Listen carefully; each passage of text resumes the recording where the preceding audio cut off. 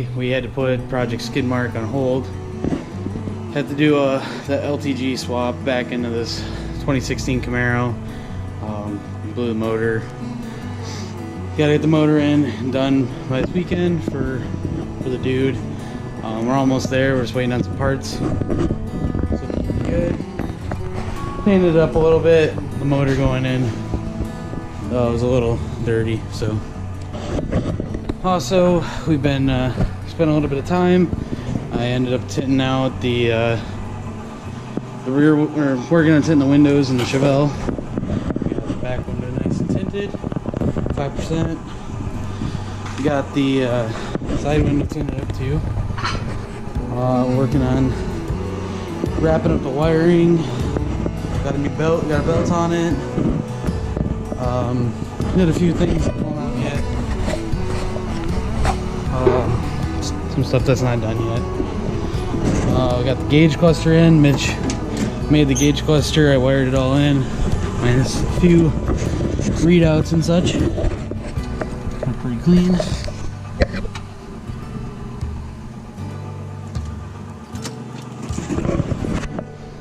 It's pretty cool.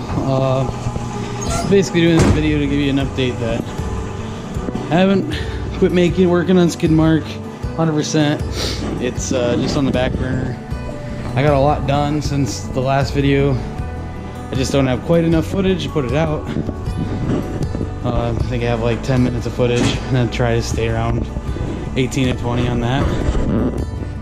There's how she sits. I don't want to give away too much of what's been going on, but it's getting close. Another couple things that I haven't been updating on is picked up a couple more projects. All the leftover parts off the 240 cart, I traded them for a 72 GTO Le Mans luxury. Rear quarters are cut out. Overall, this thing is in awesome shape for the base. You know, the floors and shit aren't too bad. It's 2 quarters. We got a hood, fenders. I got an Enduro front end, a stock Le Mans front end. However, has no interior. Did come with a box of parts. Some cool grill stuff. 2 grills. Another fender. Some Enduro front end stuff. It's a factory AC car. Disc brakes. Box of parts. We got a full wiring harness to the car. Tail lights. The bumpers here. That's pretty exciting. It's kind of a long-term project that I decided I wouldn't mind having. So, plus traded it for some parts I cut off the car. And I have an addiction for S chassis cars for some reason. Obviously with the cart and the orange 240. So picked up this slightly rusty 91. It's got a hole in the block. Not in bad shape overall, other than rust, where we can still make the car look cool. One awesome thing about it is it's a full interior, crack-free dash car. The seats are a little wore, and I have not personally owned a full interior 240 yet, so that's pretty cool.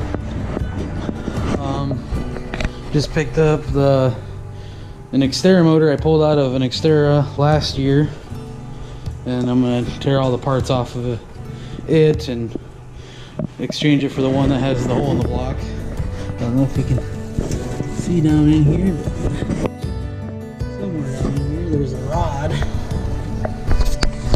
hiding through the block. You can see the wrist pin down in there. But I just thought I'd give you a heads up on what we've been up to. My tow rig's down and out, broke down on me. Hi, Kelby. And green truck's still doing work. Don't think need some some love as far as bearings and such. We'll get that taken care of later on. We have a date with Make It or Break It, or Myobi, down south, Wheeling, and Memorial Day weekend. So we gotta get that done. Skid Mark Part 4 will be coming soon. Just gotta get some more time to wrap that up and do the next video portion of it. And hopefully get that thing on the street since spring is almost here. Things are melting. It's exciting. Stay tuned.